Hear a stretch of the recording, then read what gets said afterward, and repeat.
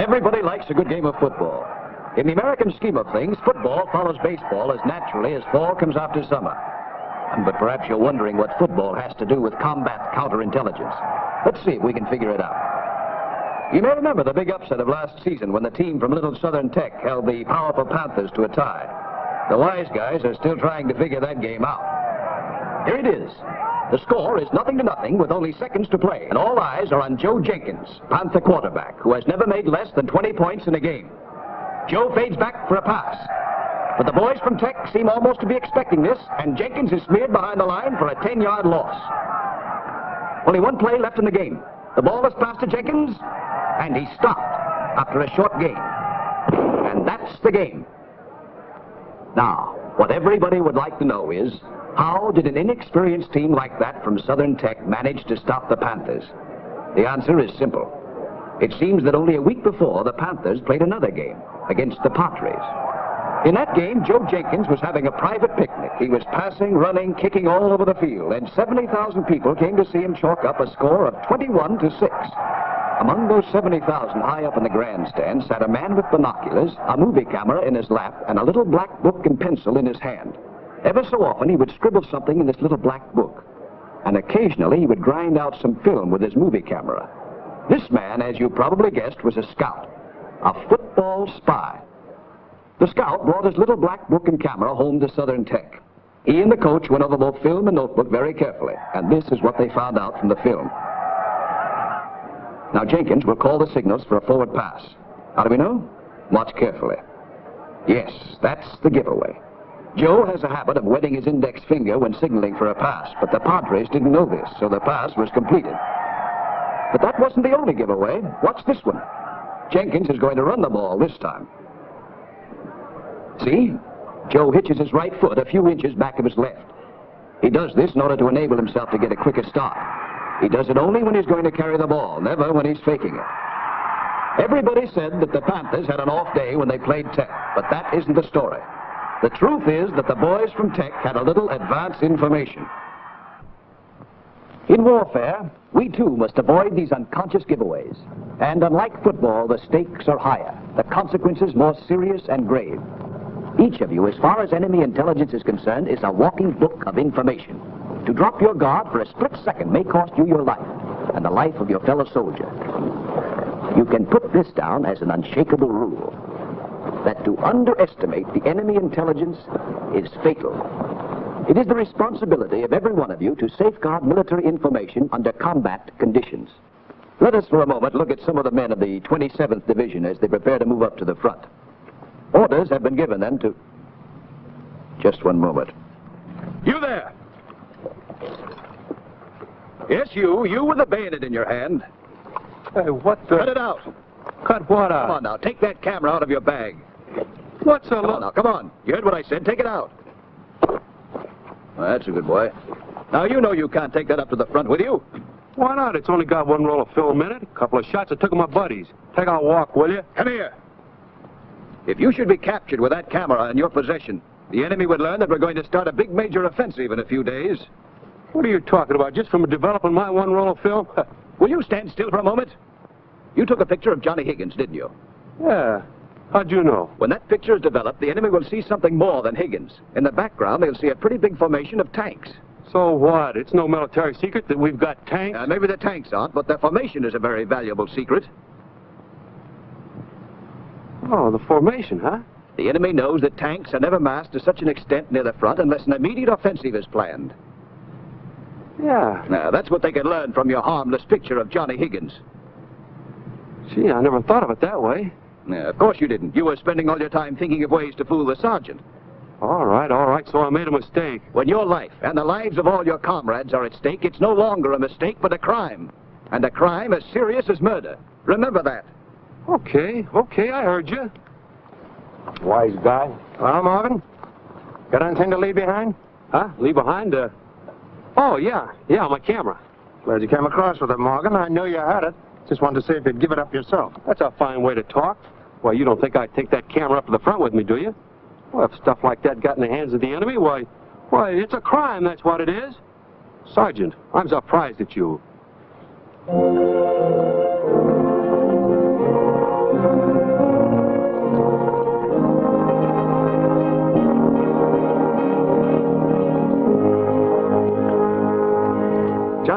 Have you got another diary for me? Oh, heck, Sergeant. This is the fourth one of these you've taken away from me. I just started this one. You know regulations, Johnson. These are all sent to rear echelon. You can get them back later. Yeah, but there's no secrets in here. I don't even know any secrets myself. I don't know about that. Let me have a look at that thing.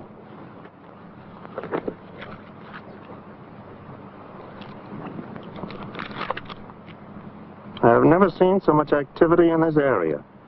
2 new outfits moved in last night, and everybody seemed to think that we will all be moving up soon. There must have been plenty doing in the front last night. There's been a steady stream of casualties coming back for several hours. I understand we're going to have a new division commander, General Riley. I've been hearing a lot about him, and everybody seems pleased. You don't know any secrets. Well, if you were captured with this thing in your pocket, Johnson, the enemy would know as much about this side of the front as we do. Well, they could piece this information together with what they have. They'd know where our greatest strength is, who our officers are, and where our lines are weakest from casualties. It's a crime to take this into action. I'm sorry, Sarge. Yeah, Sarge?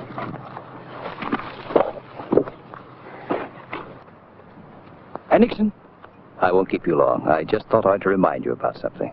Go ahead, light your cigarette. About that cigarette case your pal Roberts didn't give the sergeant. Don't you think you ought to remind him about it? I told him, but he says his girl gave it to him and is going to stay with him. But his girl, a very pretty girl to be sure, foolishly had his name and division number engraved on it. The enemy can use information like that. Oh, I told him about it, but he won't give it up. Then why don't you tell the sergeant? Oh, look, Bud, you got me wrong. I'm no squealer. You're a fool, Henningsen. Since when is it squealing to obey orders? All you men were told to turn in everything which shouldn't be carried into action. That means whatever you have and whatever you know anyone else to have. If that's squealing, and it's the kind that might save Robert's life for him, it's the kind of squealing Roberts ought to learn to appreciate. I'm sorry. I'd like to oblige, but I can't do anything like that. But I guess there are other ways. Talking to me? I wasn't, but I am now. Look, Robbie, I think you better turn that cigarette case into the Sarge till we get back. Huh, not on your life. But it's got our division number engraved on it. No can do. You heard me. Turn it in. Hey, what is this anyway? Now, look, Robbie, you wouldn't want me to beat you up on a nice sunny day like this, would you? I don't think you're kidding. Frankly, I'm not. Well, in that case, how can I do it with my neck in your hands? Hey, Sarge! Sarge, you forgot to give you something. On their way into action, some of them possibly into the hands of the enemy as prisoners of war. But the rest of the outfit won't have to worry. They won't be betrayed by a scrap of paper carelessly stuffed into a pocket, a bit of jewelry with telltale engraving, a thoughtlessly taken photograph, or anything else that might possibly give a bit of information to the enemy. But there are other ways in which a moment of heedlessness, even a moment of laziness, might put an invaluable piece of information into the enemy's hands. As the infantry advances, so does the artillery move guns forward to beat back the enemy or support an attack. One battery is set up in a long row of trees relatively near the front. The spot has been carefully chosen, and as soon as the guns are in position, they are carefully camouflaged. There will be no glint of metal here, no unnatural shadow to be spotted by an enemy observer from the air. The ammunition dump is located in a nearby grove of trees close to a road. This position also will be carefully camouflaged. When the whole job is finished, an aerial view discloses nothing. Even a close view from the air shows absolutely nothing. Yet the battery's 4 guns are right along here, and the ammunition dump is exactly here. All 4 gun crews can reach the dump along this route without ever leaving cover, and ammunition trucks can reach the dump along this route. This is an almost perfect job of placing and camouflaging artillery. But, unfortunately, it's a long way around from number 1 gun to the dump. That is, it's a long way to walk and still keep under cover. Oh. Come on, Joe. We only got one more trip to make. Ah, take it easy. I walked 1,000 miles a day between here and that dump. It's not my idea. Come on, let's go. Well, if we have to, let's take a shortcut. I'm going to get across that field. Hey, wait a minute. You know the orders. We're supposed to stay under cover. Ah, don't be a sucker. There's nobody around to see. Give your legs a break. Come on. Oh, Joe. Come on.